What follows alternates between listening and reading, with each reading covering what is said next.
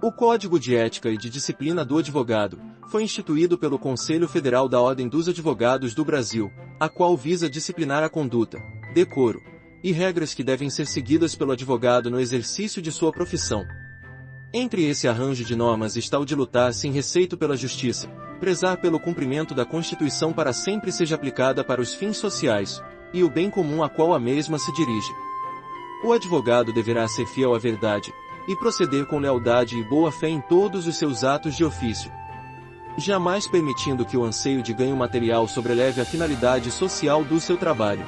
Se você deseja ser aprovado em concurso público, conheça a história e as dicas de um brasileiro que bateu o recorde de aprovação em concursos federais. Clique no primeiro link na descrição. Agora vamos para o episódio de hoje. A ética do advogado. Episódio 1. As regras deontológicas fundamentais. Agora que já conceituamos os preceitos desse estatuto, vamos para o seu artigo 1º. Artigo 1º. O exercício da advocacia exige conduta compatível com os preceitos deste Código, do Estatuto, do Regulamento Geral, dos provimentos e com os demais princípios da moral individual, social e profissional do advogado. Artigo 2º. O advogado, indispensável à administração da justiça, é defensor do Estado democrático de direito, da cidadania, da moralidade pública, da justiça e da paz social, subordinando a atividade do seu ministério privado à elevada função pública que exerce. São deveres do advogado: preservar, em sua conduta, a honra, a nobreza e a dignidade da profissão, zelando pelo seu caráter de essencialidade e indispensabilidade. O advogado deverá atuar com destemor, independência, honestidade, decoro, veracidade, lealdade, dignidade e boa-fé. O advogado deverá velar por sua reputação pessoal e profissional. O advogado deverá empenhar-se, permanentemente, em seu aperfeiçoamento pessoal e profissional. Contribuir para o aprimoramento das instituições, do direito e das leis.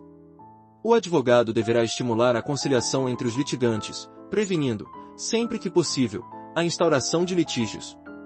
Basicamente, o advogado deve ter a ciência que a propositura de ação deverá ser a última ratio, e que primeiramente deverá se optar por meios conciliatórios para a resolução da pretensão resistida entre as partes. O advogado deverá aconselhar o cliente a não ingressar em aventura judicial.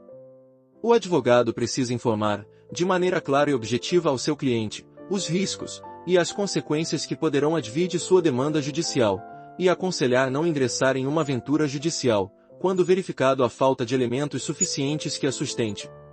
O advogado deverá pugnar pela solução dos problemas da cidadania e pela efetivação dos seus direitos individuais, coletivos e difusos, no âmbito da comunidade. O advogado no exercício de sua profissão deverá abster-se. Utilizar de influência indevida, em seu benefício ou do cliente. Patrocinar interesses ligados a outras atividades estranhas à advocacia, em que também atue. Vincular o seu nome a empreendimentos de cunho manifestamente duvidoso.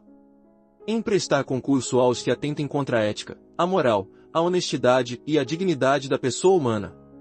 Entender-se diretamente com a parte adversa que tenha patrono constituído, sem o assentimento deste. Artigo 3º. O advogado deve ter consciência de que o direito é um meio de mitigar as desigualdades para o encontro de soluções justas e que a lei é um instrumento para garantir a igualdade de todos. Artigo 4º. O advogado vinculado ao cliente ou constituinte, mediante relação empregatícia ou por contrato de prestação permanente de serviços, integrante de departamento jurídico, ou órgão de assessoria jurídica, público ou privado, deve zelar pela sua liberdade e independência. Basicamente, esse artigo instrui que é lícito ao advogado recusar entrar com determinada ação, e negar seus serviços postulatórios, caso esses contrariem alguma orientação ou convicção pessoal, dando a oportunidade do advogado de oferecer recusa justificada de seus serviços, caso não for de seu bom grado. Artigo 5º. O exercício da advocacia é incompatível com qualquer procedimento de mercantilização. Mercantilizar significa tornar algo mercadoria, utilizar para realizar transações mercantis, negociar, exercer o comércio, tornar uma coisa um artigo comercial.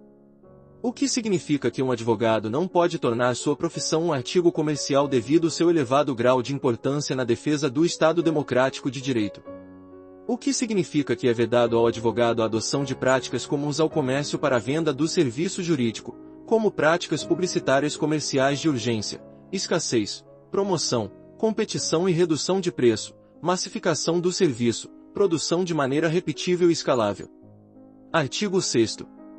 O advogado não poderá expor os fatos em juízo falseando deliberadamente a verdade ou estribando-se na má-fé. Nesse sentido, o direito à defesa é um direito sagrado, de modo que o advogado tem o direito e o dever de defender a pessoa acusada de cometer um crime, pouco importando se realmente é culpada ou a crueldade do crime. E é dever do advogado empregar todos os esforços a fim de obter a decisão mais favorável ao seu cliente, desde que sua atuação encontre respaldo na lei e na sua ética profissional. O que significa que o advogado não poderá falsear e agir de má-fé para beneficiar o seu cliente. O advogado deve defender o seu cliente, mas não pode se tornar um instrumento do crime. Com efeito, o advogado deve se empenhar para que o seu cliente tenha uma sentença justa, isto é, que seja absolvido se inocente e que receba uma condenação justa se culpado. Artigo 7º.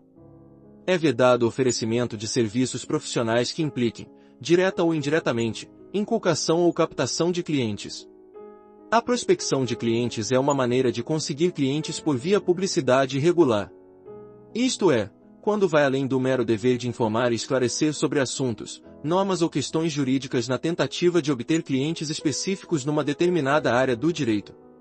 Esse artigo é bastante sensível e corrente, pois uso das redes sociais por profissionais jurídicos, sobretudo advogados. Afinal, é extremamente comum notar que muitos profissionais anunciam ofertas de serviços jurídicos específicos e convidam seguidores para adquirir esse ou aquele serviço de consultoria ou assessoria jurídica.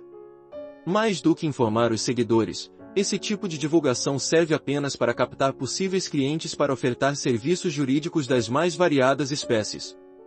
Sem sombra de dúvida, portanto, isso configura captação indevida, já que os profissionais jurídicos não estão somente informando e esclarecendo sobre assuntos, normas ou questões jurídicas, e sim visando a captura de clientes. Porém, cabe salientar que as regras de publicidade no exercício da advocacia foram alteradas pelo Provimento 205 de 2021, justamente pelo fato da publicidade digital estar extremamente influente e corriqueira na sociedade. Diante desses assentos, os tribunais de ética e disciplina dos diversos conselhos seccionais considerou a necessidade de ordená-las de forma sistemática e de especificar adequadamente sua compreensão, regulando a publicidade digital do advogado, sancionado novas regras para adequar o Estatuto de Ética do Advogado aos trâmites da modernidade, considerando as normas sobre publicidade e informação da advocacia constantes no Código de Ética e Disciplina. Assista o vídeo com as novas regras de publicidade, publicadas pelo Conselho de Ética da OAB, a qual devem ser seguidas pelo advogado.